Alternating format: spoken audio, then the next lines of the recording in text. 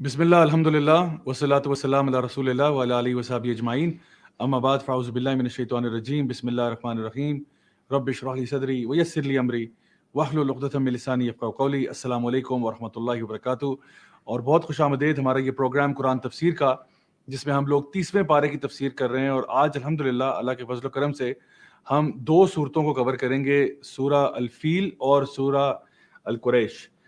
سب سے پہلے میں یہ جو آخری اب 10 صورتیں رہ گئی ہیں اس کے بارے میں ایک تھوڑی سی تمہیدی بات کر لوں جو کہ بعض مفسرین نے ذکر کی. پچھلی جو سورہ ہم نے پڑھی تھی اس میں آخری دفعہ جہنم کا ذکر ہوا، جس طرح سے اللہ تعالیٰ نے حطمہ کا ذکر کیا.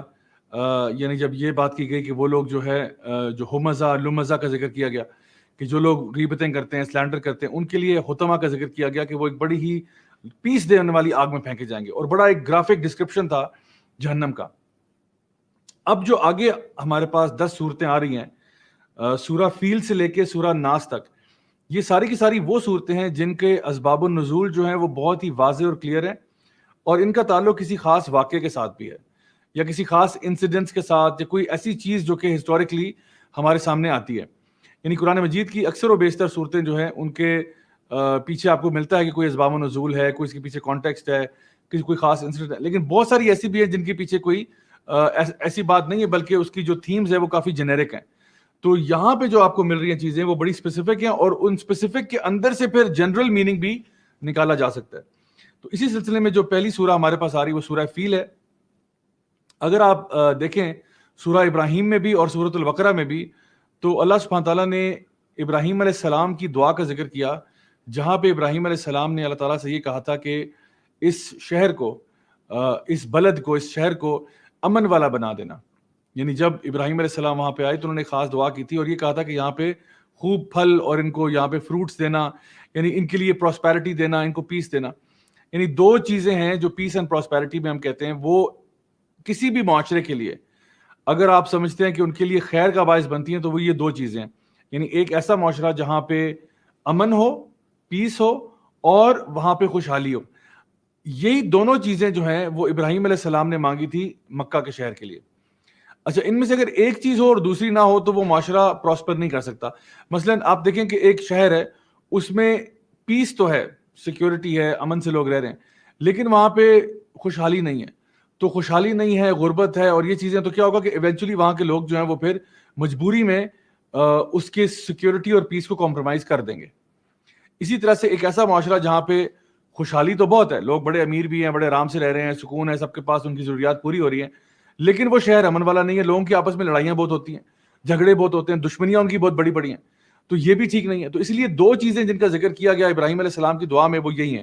تو سٹارٹنگ میں اگر آپ دیکھیں تو سورۃ الفیل جو ہے اس میں یہ ذکر کیا گیا کہ اللہ تعالیٰ نے خاص طور پر قریش کو امن اور یعنی سیکیورٹی کیسے پرووائڈ کی، کہ ان کے خلاف ایک لشکر روانہ ہوا کعبہ کو گرانے کی نیت سے، مکہ کو برباد کرنے کی نیت سے، اور اللہ تعالیٰ نے کیسے انٹروین کیا اور ان کو اس چیز سے بچایا. تو اللہ تعالیٰ نے اس دعا کو یہاں اس طرح پورا کیا کہ مکہ کو بچا لیا. دوسری چیز جو اس کے بعد جو سورہ آتی ہے سورہ قریش جو ہے، اس میں ان کی پراسپیرٹی کا ذکر کیا جا رہا ہے کہ قریش کو بالکل فریڈم تھا، وہ جہاں چاہتے وہ ٹریول کرتے، ان کے کیراوان سے کوئی راب نہیں کرتا تھا، کوئی لوٹتا کسوٹتا نہیں تھا. تو یہ معاملہ بھی اللہ تعالیٰ کا بڑا خاص کرم تھا قریش کے اوپر جو کہ انہوں نے یہ کیا. لیکن اگلی سورہ جو اس کے بعد آتی ہے سورہ ماؤن، ابھی میں آپ کو صرف اوور ویو دے رہا ہوں ان 10 صورتوں کا. اگلی سورہ جو سورۃ الماؤن آتی ہے اس میں اللہ تعالیٰ نے ارشاد فرمایا ارائیت الذی یکذب بالدین فذلک الذی یدعو الیتیم. یعنی تمہیں سب کچھ دیا گیا لیکن تم پھر بھی ناشکرے ہو گئے، تم نے دین کو جھٹلا دیا، تم نے غریبوں کی مدد نہیں کی، تم نے یتیموں کو دھتکار دیا. یعنی ڈسپائٹ دا فیکٹ کہ اللہ تعالیٰ نے تمہیں پیس بھی دیا، پراسپیرٹی بھی دی، امن اور خوشحالی دونوں دی، اس کے باوجود تم نے اللہ تعالیٰ کی ناشکری کی، اور سورہ ماؤن میں اس کا ذکر ہے. اس کے بعد اگلی جو سورہ ہے سورہ کوثر جو ہے، اس میں بتایا جا رہا ہے کہ لیکن اور مطلب تم اس کے قابل نہیں تھے کہ تمہیں یہ دیا جاتا، لیکن قابل کون تھا؟ نبی کریم صلی اللہ علیہ وسلم. انا اعطیناک الکوثر، نبی کریم صلی اللہ علیہ وسلم کو الکوثر عطا کی گئی. وہ ابراہیم علیہ السلام کی دعا کے ساتھ بھی کنیکٹڈ ہیں، جہاں پہ ابراہیم علیہ السلام نے یہ دعا کی تھی کہ انہی لوگوں میں سے ایک رسول کو پیدا کرنا جو تیری آیات کی تلاوت کرے گا، وَيُزَكِّيهِمْ، اور ان کا تزکیہ کرے گا اور ان کو کتاب اور حکمت سکھائے گا. تو نبی کریم صلی اللہ علیہ وسلم کا ذکر کیا جا رہا ہے سورہ ماؤن کے بعد کہ تم تو اس قابل نہیں تھے کہ تمہیں امن اور پیس دیا جاتا ہے، لیکن کون قابل ہے اس کا؟ نبی کریم صلی اللہ علیہ وسلم، جن کو بعد میں فتح مکہ بھی نصیب ہوئی. اور اس فرق کریٹ کرنے کے بعد ہمارے پاس سورہ کافرون بھی آتی ہے، جہاں پہ اب یہ دو گروہ بن گئے نا، کیونکہ اب ابراہیم علیہ السلام کی جو دعا تھی اس کے نتیجے میں دو گروہ پیدا ہو گئے. ایک گروہ جو ہے وہ کفار کا ہے، اور ایک گروہ جو ہے وہ ان کا ہے جو ایمان لاتے ہیں. اور یہ جو کفار کا ہے ان کو پھر کہا جا رہا ہے کہ قل یا ایھا الکافرون لا اعبد ما تعبدون، ہو تم بھی اسی ابراہیم کی اولاد میں سے، ابراہیم علیہ السلام، ان کے بیٹے اسماعیل علیہ السلام، تم بھی اسی لینیج سے آ رہے ہو، لیکن تم نے اپنے والد ابراہیم کی بات نہیں مانی، تم نے ان کے جو بتایا ہوا دین تھا اس کو فالو نہیں کیا، تم لوگوں نے اپنی ومز اور ڈیزائرز کو فالو کرنے میں، اپنی خواہشات کے پیچھے بھاگنے میں تم نے کوئی کسر نہیں چھوڑی. تو یہ بیسکلی میں آپ کو ایک ذرا اوور ویو دینا چاہ رہا تھا کہ جو اگلی 10 صورتیں آ رہی ہیں یہ ساری کی ساری جو ہے ان کا ایک خاص کانٹیکسٹ ہے، اور انشاءاللہ جب ہم آہستہ آہستہ پڑھیں گے تو ہمیں آئیڈیا ہوگا کہ واقعی میں یہ کتنی چھوٹی لیکن پاورفل صورتیں ہیں.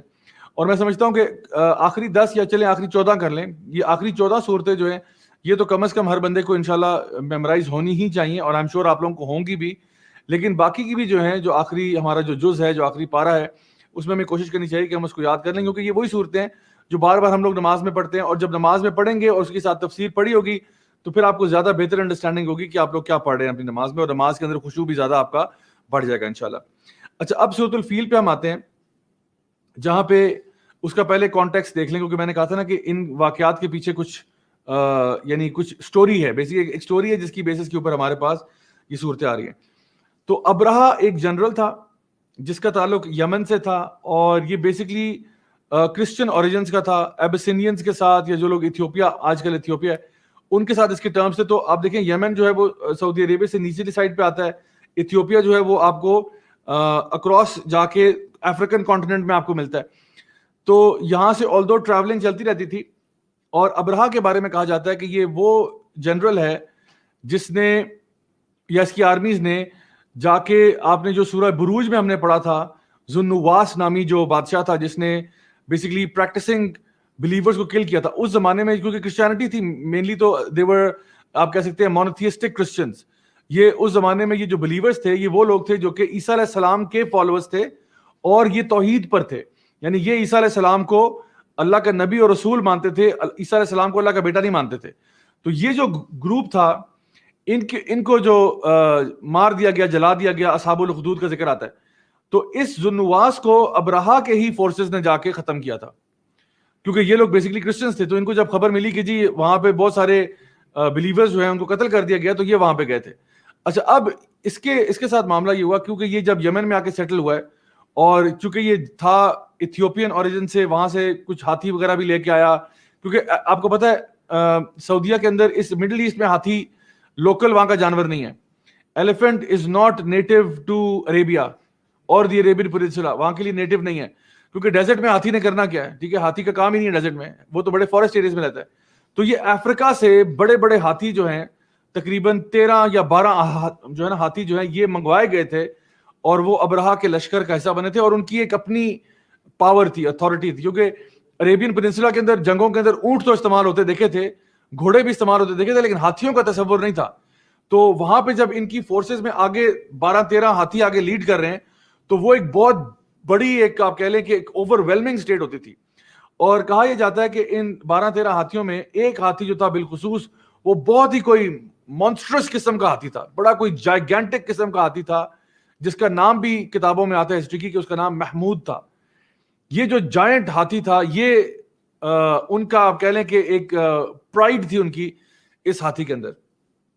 اچھا، اب اس کا بیک سٹوری یہ ہے کہ ابرہہ یہ چاہتا تھا کہ یمن کے اندر جو ہے نا، وہ کیونکہ وہ خود سیٹل ہو گیا تھا یمن میں آ کے، تو وہ چاہتا یہ تھا کہ یمن کو جو ہے نا تجارت کا اور ریلیجس ورشپ کا ایک گڑھ بنایا جائے، یمن کو پراسپرس بنایا جائے. تو کیا کیا جائے؟ اس نے فالو کیا مکہ کا بلو پرنٹ. اس نے دیکھا کہ بھئی مکہ میں بہت بزنس بھی چل رہا ہے اور لوگ عبادت کے لیے بھی آ رہے ہیں، اور یہ ایک بڑی اچھی اسٹریٹجی ہے کہ آپ کوئی ریلیجس سائٹ بنا دو تو لوگ جو ہے وہاں پہ پھر عبادت کے لیے آئیں گے، تو عبادت کے لیے آئیں گے تو اور بزنس کو بھی فروغ ملے گا، جو کہ قریش آلریڈی انجوائے کر رہے تھے. قریش آلریڈی اس سے نوٹ چھاپ رہے تھے کہ لوگ آ رہے ہیں، کعبہ کے اندر 360 بت پڑا ہوا ہے، آرام سکون سے پیسے بھی بن رہے ہیں، لوگ عبادت بھی کر رہے ہیں. تو ابرہہ نے سوچا یہی ماڈل میں ریپلیکیٹ کرتا ہوں یمن کے اندر. تو اس نے کیا کیا, دور دراز کے علاقوں سے مہنگے مہنگے پتھر اور جواہرات اور اس طرح کے جولز منگوائے کہ میں نے ایک عمارت بنانی ہے, ایک اسٹرکچر بنانا ہے, ایک شرائن بنانی ہے ریلیجس, جہاں پہ لوگ آئیں گے. تو جب لوگ آئیں گے تو آٹومیٹکلی بزنس بھی بڑھے گا. لیکن ہوا کیا کہ لوگ نہیں آئے, کیونکہ یہ آپ نے دیکھا ہوگا کہ جو ریلیجس سائٹ ہوتی ہے نا, یہ نہیں کہ آپ نے کوئی بڑی سی شاکار مسجد بنا دی تو اس کے پیچھے کوئی سٹوری نہیں ہے. یعنی خاص طور پہ وہ جہاں پہ لوگ باقاعدہ طور پہ ٹریول کر کے جاتے ہیں. مکہ اور مدینہ کے پیچھے ایک بہت بڑی ہسٹوریکل سگنیفیکنس ہے. مسجد الاقصیٰ جیروسلم میں اس کے پیچھے ایک بہت بڑی ہسٹوریکل سگنیفیکنس ہے. اور آج جو کچھ مسجد الاقصیٰ میں ہو رہا ہے اس کے بارے میں بات کروں گا, اس کا تعلق ہماری سورہ کے ساتھ ہے. جو آج مسجد الاقصیٰ میں ہو رہا ہے, جو ہمارے فلسطینی بہن بھائیوں کے ساتھ ظلم ہو رہا ہے, اس کا تعلق آج کی سورہ کے ساتھ بالکل ہے.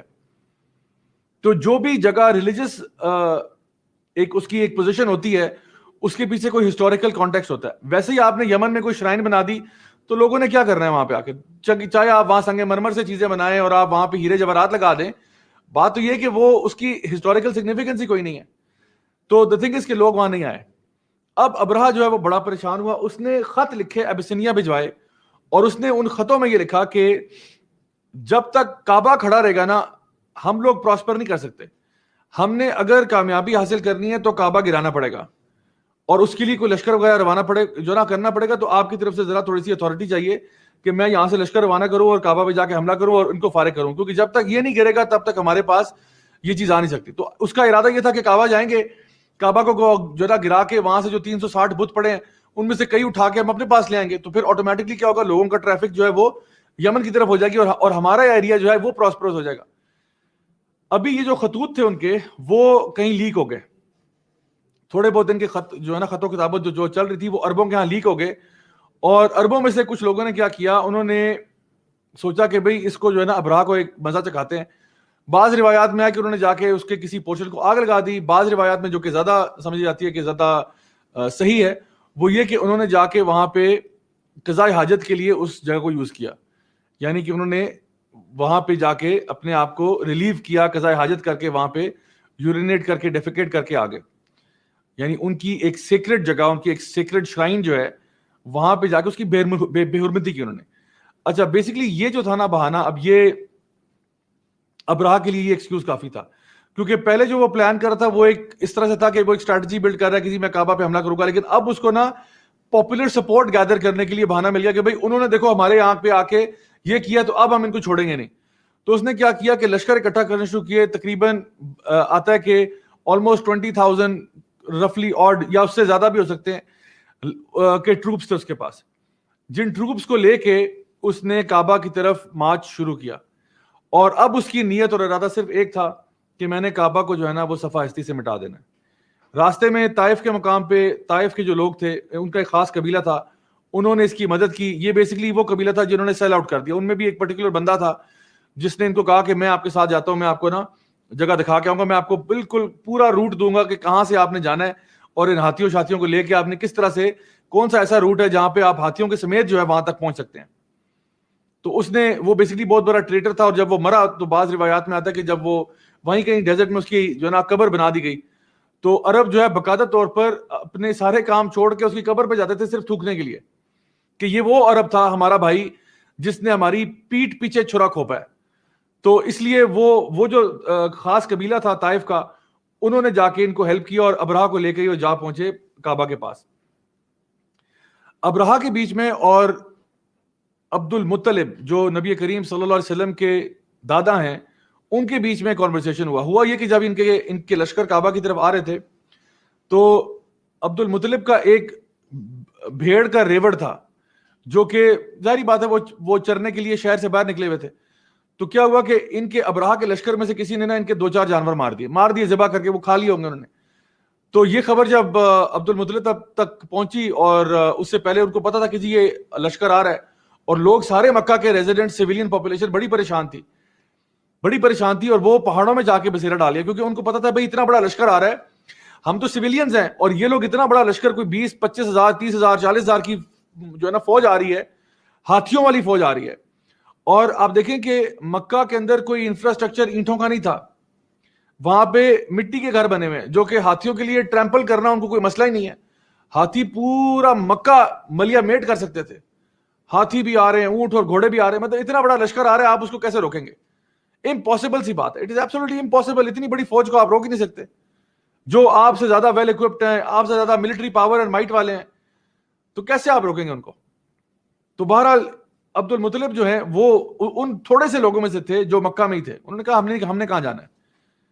تو وہ یہ ڈگنیفائڈ لوگ تھے. تو عبد المطلب جو ہے وہ ابرہا کے ٹینٹ میں گئے, وہاں پہ جو ہے نا تشریف لے گئے, اور ابرہا سے بات ہوئی. اب ابرہا جو تھا اس کو آلریڈی پتا تھا کہ عبد المطلب کا سٹیٹس کیا ہے قریش میں, کہ یہ بہت گریسفل پرسنالٹی ہے, بڑے رسپیکٹڈ ہیں, بڑے آنریبل ہیں, اور ان کی ویسے بھی پرسنالٹی اوور آل, ان کی ہائٹ بھی اچھی تھی, اور بڑی ان کی نا کرزمیٹک پرسنالٹی تھی عبد المطلب کی. تو جب وہ وہاں پہ ٹینٹ میں داخل ہوئے تو ایک دم سے ابرہا ان سے امپریس ہوا, مطلب ہوتا نا کہ فرسٹ سائٹ میں امپریس ہوا. اور پھر انہوں نے جب بات کی تو انہوں نے یہ کہا کہ میں آپ سے یہ صرف کہنے کے لیے آیا ہوں کہ آپ جو ہے وہ میرا جو بکریوں کا ایک ریوڑ تھا اس میں سے کچھ جانور جو ہیں وہ میرے انہوں نے مار دیے ہیں, تو اس کی کمپنسیشن جو ہے وہ آپ کریں گے. تو ابرہا اس پہ بڑا حیران ہوا. اس نے کہا میں تو آپ کو بڑا رسپیکٹیبل آدمی سمجھتا تھا, اور میں نے کہا آپ شاید مجھ سے کوئی منتیں کریں گے, یا کوئی میرے آگے کوئی ہاتھ جوڑیں گے, یا مجھ سے کوئی معافی مانگیں گے کہ جی ہمارے ساتھ فلاں ہو گیا, غلطی ہو گئی, اور یہ ہو گیا, وہ ہو گیا. آپ الٹا اپنی بکریوں کی فکر کر رہے ہیں. بکریاں کیا ہے؟ کچھ بھی نہیں ہے. آپ مجھ سے بکریاں مانگنے کے لیے آئے کہ میری بکریاں.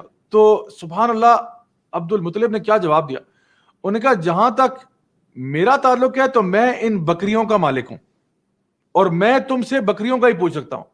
جہاں تک کعبہ کا تعلق ہے تو اس کا مالک اس کا دفاع خود کر سکتا ہے. سبحان اللہ. اللہ تعالیٰ آگے ہم دیکھتے ہیں نا کہ سورہ قریش میں آتا ہے فَلْيَعْبُدُوا رَبَّ هَذَا الْبَيْتِ, پھر عبادت کرو اس گھر کے رب کی. تو عبد المطلب نے کہہ دیا کہ بھئی جہاں تک بکریوں کا تعلق ہے نا تو وہ تو میری پراپرٹی ہے, اس کا میں تم سے پوچھ سکتا ہوں. جہاں تک کعبہ کی تعلق ہے میں تو اس کو نہیں بچاؤں گا, وہ تو اللہ ہی بچائے گا. جس کا گھر ہے وہ بچا لے گا, اور وہ پوری قدرت رکھتا ہے کہ وہ اس کو بچا سکے. تم کیا ہو؟ تم کس کھیت کی مولی ہو؟ سبحان اللہ. This was a very powerful statement from Abdul Muttalib. تو یہاں پہ جو ہے نا ابرہا نے, اب اس کا ظاہری بات ہے اس کا غصہ اور جو فرسٹریشن تھی وہ اب ظاہر ہو گئی, اور اس نے پھر جو ہے وہ حملہ کرنے کے لیے پلان کیا. اچھا یہاں پہ آپ دیکھیں کہ اللہ سبحانہ تعالیٰ ذکر کرتے ہیں کس طرح سے اللہ تعالیٰ نے اس پورے لشکر کو تباہ کر دیا. اور ہمارے بعض علماء نے اس کے بارے میں لکھا کہ ابرہا اپنے پورے جلال کے ساتھ آیا, اپنے جوش اور ولولے کے ساتھ آیا, اپنی پوری طاقت اور قوت لے کر کعبہ پر ٹوٹ پڑا, لیکن اللہ سبحانہ تعالیٰ نے اس کو تباہ و برباد کر کے رکھا اس طریقے سے کہ کچھ نہ بچا ان کا. اچھا آپ کو میں بتاؤں کہ یہاں تک کہ جو ابرہا کا ہاتھی تھا نا, یہ سب سے بڑا محمود, روایات میں آتا ہے کہ اس نے آگے چلنے سے انکار کر دیا تھا. جب وہ مکہ کے حدود کے اندر داخل ہو رہے تھے نا تو وہ ہاتھی بیٹھ گیا, اور اس کو جتنے انہوں نے ڈنڈے مارے, اس کو کوڑے برسائے, اس کے اوپر کچھ کیا, وہ ہاتھی نہیں ہلا وہاں سے, کیونکہ وہ ہاتھی بھی اللہ کو مانتا تھا. اللہ تعالیٰ فرماتے ہیں کہ سبح للہ ما فی السماوات و ما فی الارض, زمین و آسمان کی ہر چیز اللہ تعالیٰ کی تسبیح بیان کر رہی ہے. تو وہ ہاتھی جو ہے نا وہ بھی وہاں رک گیا. اس نے کہا میں نہیں جا سکتا آگے, کہ ابرہا تو نے جانا تو جا, میں نہیں جا سکتا, میں یہ حکم کبھی نہیں مانوں گا کہ میں بیت اللہ پہ میں حملہ کروں, سوال ہی پیدا نہیں ہوتا. آپ دیکھیں کہ علماء اس کے بارے میں کہتے ہیں کہ یہ جو سورہ ہے یہ ہے تو ان قریش کو جگانے کے لیے, مین مقصد تو قریش کو جگانا تھا, لیکن یہ سورہ ہر اس شخص کے لیے ہے جو ظالم ہے, جو دوسروں کے اوپر ظلم کرنے والا ہے, جو اللہ تعالیٰ کے دین کے خلاف کام کر رہا ہے. یہ ہر اس بندے کے لیے کہ اگر اللہ تعالیٰ جو ہے وہ ابرہا کے لشکر کو جڑ سے اکھاڑ کے پھینک سکتا ہے تو تم لوگ کیا شے ہو. اللہ یہ مثال دکھاتا ہے کہ میریکلز ہو سکتے ہیں. اللہ تعالیٰ کے لیے, اللہ تعالیٰ کی فورسز کو مطلب اللہ ہی جانتا ہے کہ کیا چیز اللہ تعالیٰ کی فوج ہے. اللہ چاہے تو پرندوں کو بنا دے, اللہ چاہے تو ہوا کو بنا دے, اللہ تعالیٰ کسی کو چاہے, اللہ تعالیٰ کن کہے کن فیکون ہو جائے. اللہ کے لیے کیا مشکل ہے. یہ جو سال تھا جس میں یہ ابرہا کا لشکر تباہ کیا گیا, اس کو عام الفیل کا نام دے دیا گیا. اور اس سے پہلے عربوں کے یہاں کیلنڈر کوئی نہیں تھا. اس دن سے کیلنڈر بنا کہ اب جو بھی واقعہ ہوتا تھا کہتے تھے وہ عام الفیل سے پہلے کی بات ہے یا بعد کی بات ہے. ہاں 2 سال عام الفیل کے بعد, 3 سال عام الفیل کے بعد، یا عام الفیل سے پہلے کا واقعہ ہے. جس طرح کرسچن کیلنڈر میں عیسیٰ علیہ السلام کے ساتھ وہ ٹائی اپ کرتے ہیں اپنے کیلنڈر کو نا، تو اسی طرح سے عربک جو عرب کیلنڈر تھا اس میں عام الفیل یہ جو سال تھا یہ اتنی امپورٹنس کا تھا کیونکہ اتنا بڑا واقعہ ہو گیا. تو اتنا بڑا واقعہ ہو گیا اور اس واقعے کے اندر انہوں نے اپنا کیلنڈر بھی پورا کا پورا چینج کر ڈالا. یعنی اس سے پہلے کیلنڈر تھا نہیں لیکن کیلنڈر اب آ گیا. تو اب دیکھتے ہیں سورہ میں اللہ سبحانہ تعالیٰ ارشاد فرماتے ہیں بڑی ہی زبردست انداز میں اللہ تعالیٰ اس واقعے کو ہمارے سامنے پیش کرے تاکہ کوئی انسان اب بھولے نہ کہ ہوا کیا تھا ان لوگوں کے ساتھ جو کہ ظلم کرنے والے لوگ تھے اور اپنے آپ کو بہت بڑی شے سمجھتے تھے. اللہ تعالیٰ فرماتے ہیں الم تر کیف فعل ربک باصحاب الفیل، کیا تم نے نہیں دیکھا کہ اللہ تعالیٰ نے کیا سلوک، کہ تیرے رب نے کیا سلوک کیا اصحاب فیل کے ساتھ. تو الم تر کیف، کیا تو نے دیکھا نہیں. اب دیکھا نہیں سے کیا مراد ہے؟ یعنی ہم نے تو نہیں دیکھا، نبی کریم صلی اللہ علیہ وسلم نے بھی نہیں دیکھا ہوا تھا، لیکن اس علاقے کے بہت سے لوگوں نے دیکھا ہوا تھا. اگر آپ لٹرلی بات کریں، کیا تم نے دیکھا نہیں کہ اللہ تعالیٰ نے یہ جو ہاتھیوں والی قوم ہے ان کے ساتھ کیا کیا تھا. تو کئی اس زمانے کے مشرکین ہیں جنہوں نے یہ واقعہ دیکھا ہوا تھا، ان کے کیلنڈر کا حصہ تھا. It was the biggest event that happened in their whole lives. اس سے بڑا کوئی ایونٹ نہیں تھا. تو ایک یہاں دیکھے سے مراد ہو سکتی ہے کہ جس طرح ہم کہتے ہیں نا کہ کیا تم دیکھتے نہیں ہو کہ میں تمہاری کس طرح مدد کرتا ہوں. تو دیکھنے کا مطلب لٹرلی نہیں، میٹافورک بھی ہو سکتا ہے کہ کیا تم سمجھتے نہیں ہو کہ میں تمہاری مدد کیسے کرتا ہوں.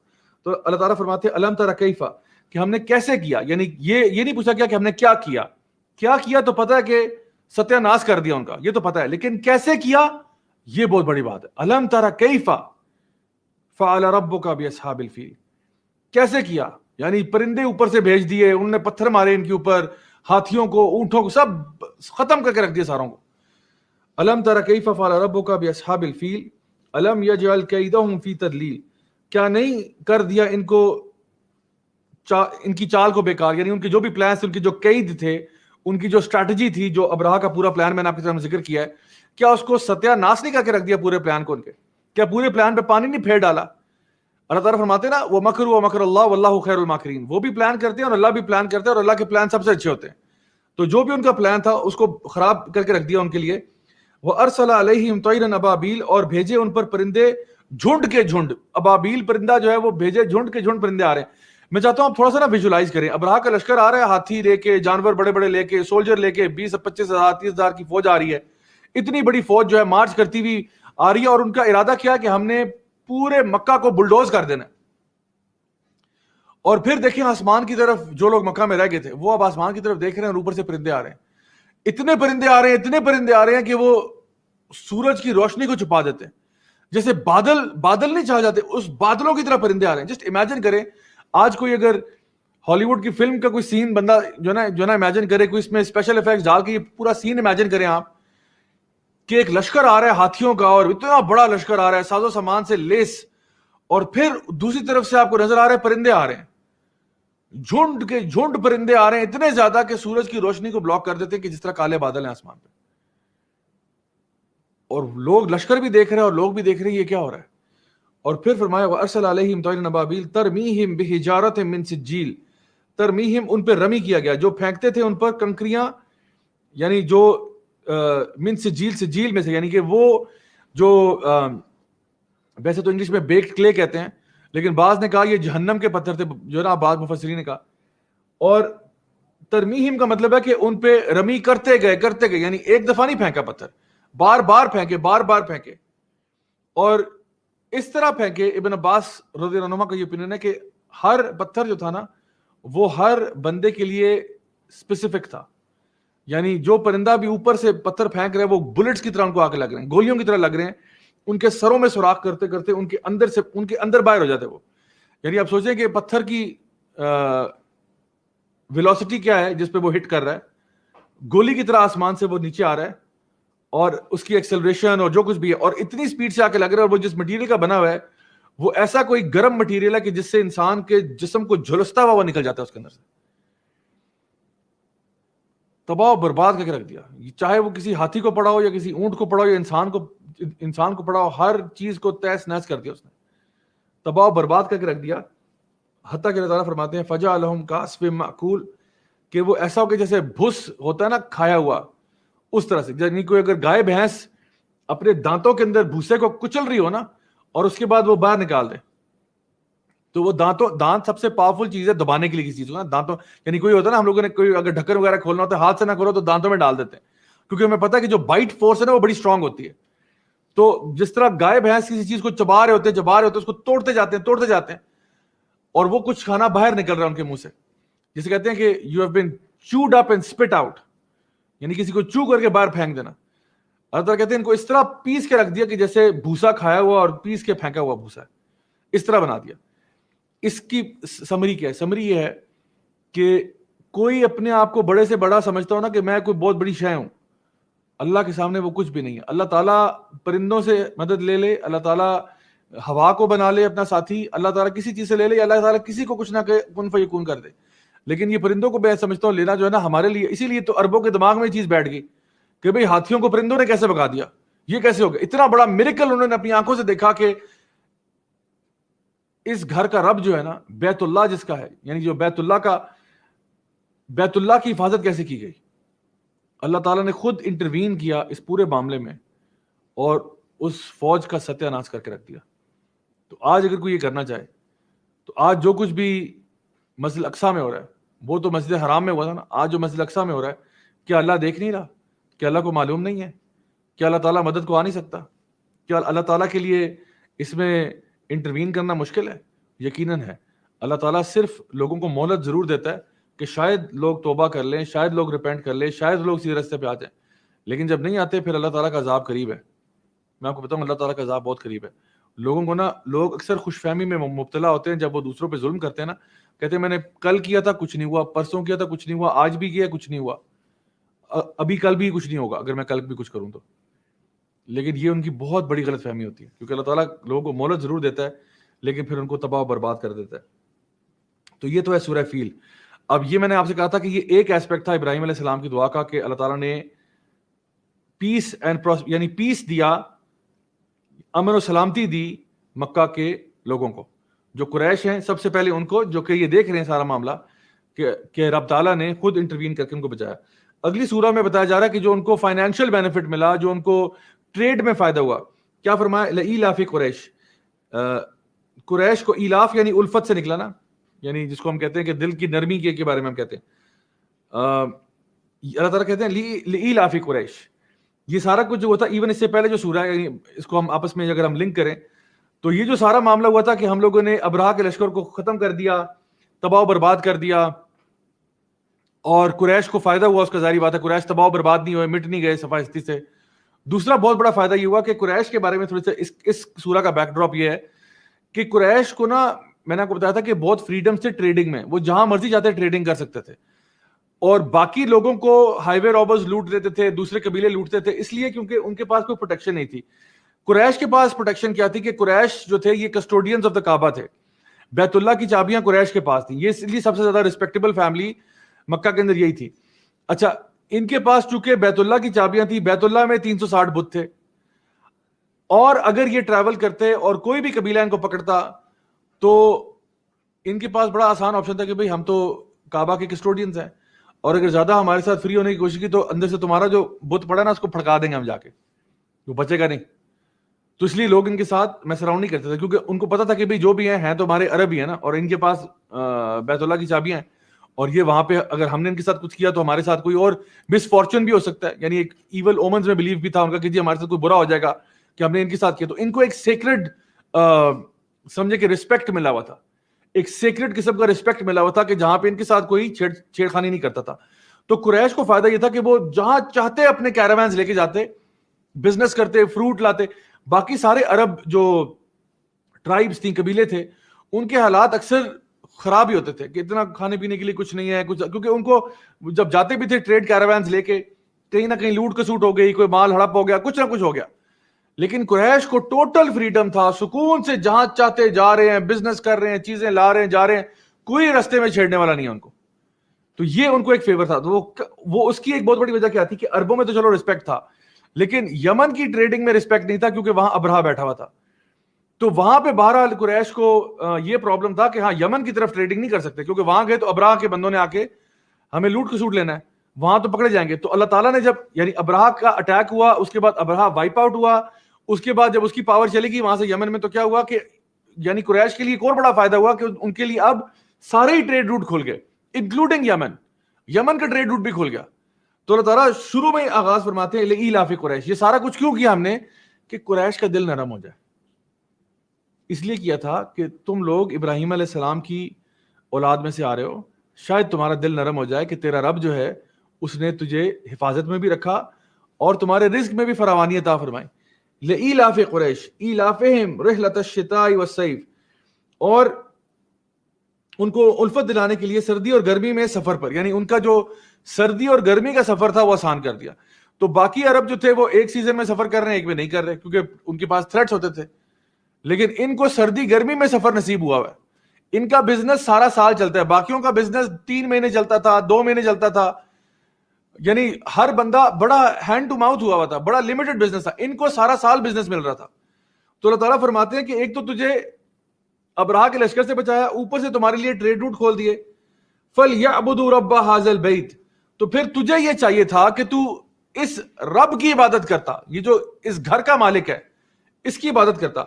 دیکھو باقی سارے لوگ ہیں کہ یہ ہیومن سائیکالوجی کی بات ہے.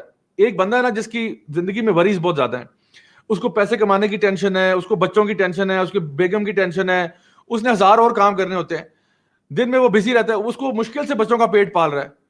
اب اس کو یہ کہیں کہ یار اب تم عبادت میں لگ جاؤ سارا دن, تو مشکل ہے نا اس کے لیے, کیونکہ وہ آلریڈی بیچارہ ہینڈ ٹو ماؤتھ ہو رہا ہے, اسٹرگل کر رہا ہے بہت زیادہ.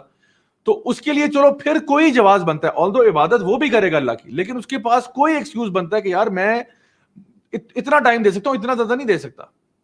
تو قریش کو جن کو فل فراوانی ملی ہوئی ہے, پیس بھی ملا ہوا ہے, ان کو کوئی چھیڑنے والا نہیں ہے, امن سلامتی کے ساتھ رہ رہے ہیں, فائنینشلی بھی بہت ویل آف ہیں, فائنینشلی بہت ویل آف ہیں, آرام سے کھاتے پیتے ہیں, سارا سال بیٹھے تھے کھا سکتے ہیں. تو ان کو تو چاہیے تھا کہ اپنے آپ کو فارغ کر لیتے اللہ تعالیٰ کی عبادت کے لیے, جس رب نے تجھے اتنے فیورز دیے ہیں, جس رب کے تو نے میریکلز کو ارائیت الذی, اللہ تعالیٰ فرماتے ہیں الم تر کیف فعل ربک باصحاب الفیل, اللہ تعالیٰ تو نے دیکھا نہیں, یعنی اصحاب جو فیل کے لوگ تھے ان کے ساتھ کیا ہوا, تم لوگوں نے تو دیکھا, اپنی آنکھوں سے دیکھا ہوا کیا ہوا ہے, اتنا بڑا معجزہ تمہارے سامنے ہوا, تم نے اپنی آنکھوں سے دیکھا کہ رب تعالیٰ نے کس طرح اپنے گھر کا دفاع خود کر لیا, تمہارے لیے فراوانی پیدا کی مال میں. تمہیں تو چاہیے تھا تم شکرانے کے نفل ادا کرتے, تم اپنے دن اور رات اللہ تعالیٰ کی عبادت میں گزار دیتے, تمہیں تو یہ کرنا چاہیے تھا. تو اللہ تعالیٰ فرماتے ہیں فَلْيَعْبُدُوا رَبَّ هَذَا الْبَيْتِ, تو چاہیے کہ وہ عبادت کریں, ان کو چاہیے تھا کہ وہ عبادت کریں اس گھر کے رب کی. الَّذِي أَطْعَمَهُم مِّن جُوعٍ وَآمَنَهُم مِّن خَوْفٍ, جس نے کھانا دیا انہیں بھوک سے اور امن دیا انہیں خوف سے. تو اللہ تعالیٰ نے ان کو دونوں چیزوں کا بہت بڑا فیور دیا. ان کو خوف بھی نہیں تھا کسی چیز کا, کیونکہ سارے کے سارے لوگ ان کو ریسپیکٹ کرتے ہیں, سارے کے سارے لوگ جو ہیں وہ ان کے ساتھ وہ معاملہ کرتے ہیں کہ جی ان کو ٹوٹل فیور مل رہے ہیں, ان کو ہر بندہ سلام کر رہا ہے, ان کو ہر جگہ سے سلوٹ پڑھ رہے ہیں, یہ بھی ہو رہا ہے, ٹوٹل فریڈم میں رہتے ہیں وداؤٹ اینی تھریٹ, اوپر سے کھانے پینے میں بھی خوب فراوانی ملی ہوئی ہے, ان کے اوپر بھوک نہیں آئی. تو کہا یہ جا رہا ہے کہ اگر ان کو چاہیے تو یہ تھا کہ یہ کام کرتے, لیکن انہوں نے ایسا نہیں کیا. پھر ان کا اللہ تعالیٰ نے ان کو پنش کیا. پھر اس کے بعد تو اس سے ہمارے لیے کیا لیسن ہے؟ ہم لوگوں کو بھی اللہ تعالیٰ نے رزق دیا ہوا ہے, اللہ تعالیٰ نے ہمیں لائف میں بہت سی آسانیاں دی ہوئی ہیں جو ہم سوچ بھی نہیں سکتے. اللہ تعالیٰ نے ہمیں اگر ایک امن اور سلامتی کا انوائرمنٹ دیا ہوا ہے کہ ہم آرام سے چل پھر سکتے ہیں, اٹھ بیٹھ سکتے ہیں, اپنے عزیز و اقارب کو ملنے جا سکتے ہیں, کوئی روک ٹوک نہیں ہے, الحمدللہ الحمدللہ. تو پھر ہمیں کیا اللہ کا شکر گزار نہیں بننا چاہیے؟ نبی کریم صلی اللہ علیہ وسلم رات کو تہجد کی نماز میں اتنا لمبا قیام کرتے کہ آپ کے پاؤں مبارک سوج جاتے. تو اما عائشہ پوچھتی کہ یا رسول اللہ, آپ کے تو اگلے پچھلے گناہ معاف ہیں, تو آپ اتنی عبادتیں کیوں کرتے؟ تو کہتے تھے کہ میں عبدن شکورا, اللہ کا شکر گزار بندہ نہ بنوں, کیا میں اللہ کا شکر ادا نہ کروں؟ دیکھیے مائی ڈیئر برادرز اینڈ سسٹرز, شیطان کا اصل پلاٹ کیا تھا؟ شیطان کا اصل پلاٹ یہ تھا کہ اس نے کہا تھا کہ میں ان کے نا آگے پیچھے دائیں بائیں سے آؤں گا, ولا تجد اکثرهم شاکرین, اور یہ زیادہ تر تیرے ناشکرے نکلیں گے. شیطان کا اصل پلاٹ یہ تھا کہ وہ ہمیں اللہ تعالیٰ کا ناشکرہ بنا دے, جیسا کہ قریش ہو گئے. ڈسپائٹ دا فیکٹ کہ ان کو اتنے بڑے بڑے میریکلز دکھائے گئے, ان کو اتنا فائدہ دیا گیا ہر طرح کا, تو اللہ تعالیٰ کا یہ قانون ہے, اللہ تعالیٰ انسان کو نہ ڈھیل دیتا ہے, اللہ تعالیٰ دیکھتا ہے انسان کو میں دیتا ہوں تو کیا کرتا ہے. اسی لیے نبی کریم صلی اللہ علیہ وسلم کی حدیث میں آتا ہے کہ اللہ تعالیٰ کو اچھے وقتوں میں یاد کیا کرو تاکہ برے وقتوں میں اللہ تمہیں یاد کیا کرے. اللہ تعالیٰ کو اچھے وقتوں میں یاد کیا کرو. ہم لوگ زیادہ تر لوگ جو ہے نا وہ اللہ تعالیٰ کو صرف برے وقتوں میں یاد کرتے ہیں. ویسے سارا سال عیاشی کرتے ہیں, جیسے کوئی مصیبت سر پہ آتی ہے فوراً سے مصلح بچھا کے ہاتھ اٹھا لیے, یا اللہ بچا لے, یہ کر لے. اکثر جب ہمارے اوپر ایگزامز آئے ہوتے ہیں تو ایگزام میں تو ہر بچے کو ٹینشن پڑی ہوتی ہے, ہر بچہ جو ہے وہ نمازی اور پرہیزگار ہوا ہوتا ہے, لیکن جب ایگزام ختم ہو جاتے ہیں تو اللہ کو ایسے بھول جاتے ہیں جیسے کبھی جانتے ہی نہیں تھے. تو اللہ تعالیٰ ہمیں یہ مثالیں کیوں دے رہا ہے؟ اس لیے دے رہا ہے تاکہ ہم اس سے عبرت حاصل کریں, ہم یہ سیکھیں کہ اللہ تعالیٰ کی طاقت اور قدرت کیا ہے. تو یہ جو آیات ہیں ان کو سننے والے کئی لوگ ہیں, ان کو سننے والے وہ مشرکین بھی ہیں جو کہ سمجھتے ہیں کہ ہم کسی کو رپورٹ نہیں کریں گے, ہم اپنے لیے خود کافی ہیں, وہ بھی یہ سن رہے ہیں.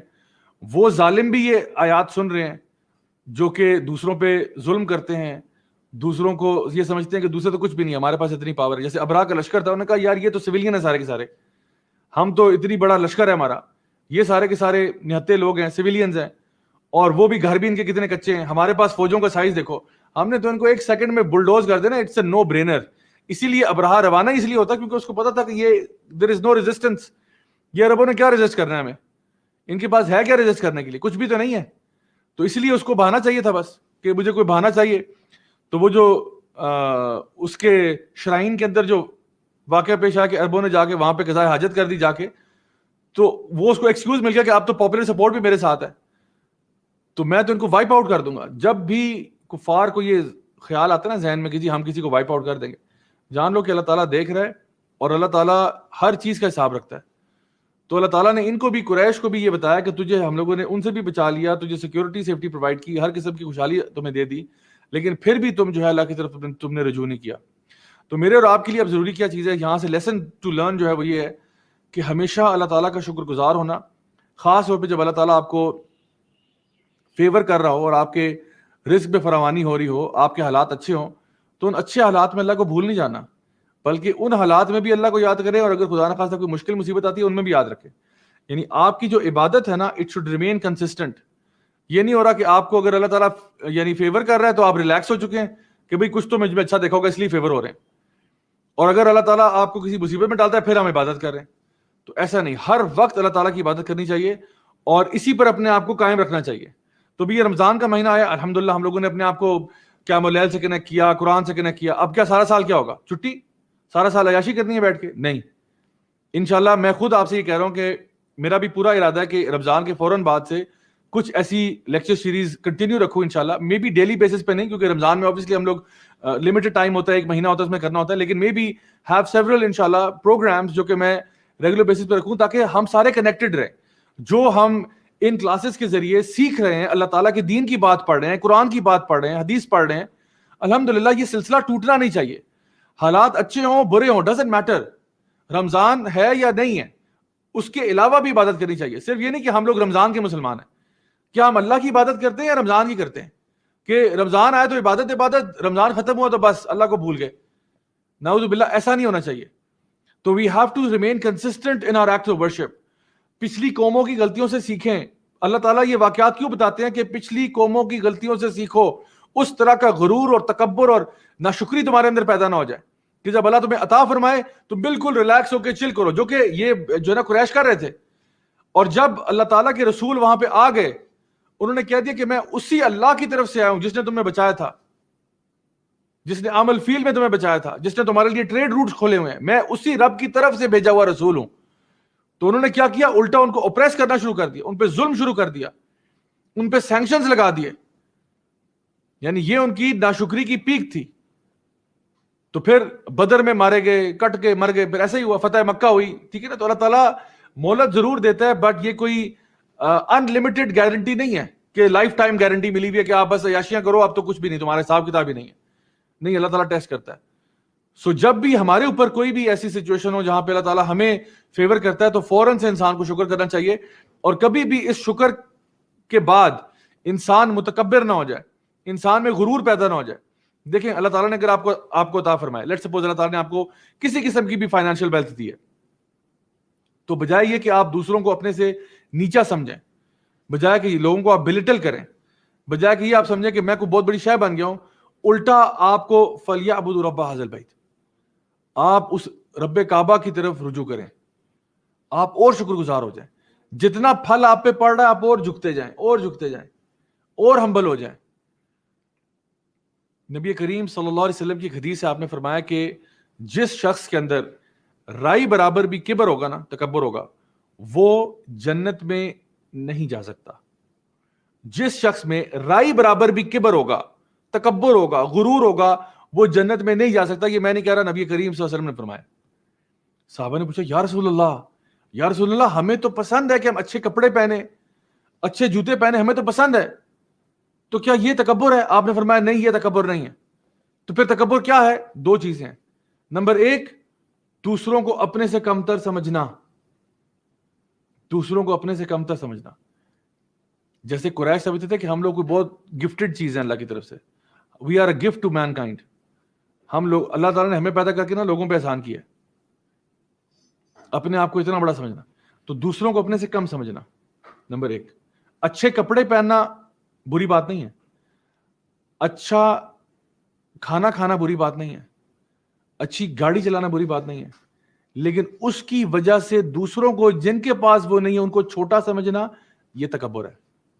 اور جس کے اندر بھی رائی برابر تکبر ہوگا وہ جنت میں نہیں جا سکتا۔ دوسری بات فرمائی کہ جب تمہارے پاس سچ بات آ جائے، حق بات آ جائے، تو اس کو جھٹلا دینا۔ آپ سے کوئی سچ بات کر رہا ہے، آپ اس کو ڈینائی کر رہے ہیں، کیا یہ دونوں کوالٹیز قریش میں نہیں تھی؟ ان کو اللہ تعالیٰ نے عطا فرمایا، وہ ان کا تکبر بن گیا، ان کا غرور کا ذریعہ بن گیا، وہ اپنے آپ کو پتہ نہیں کیا سمجھ بیٹھے۔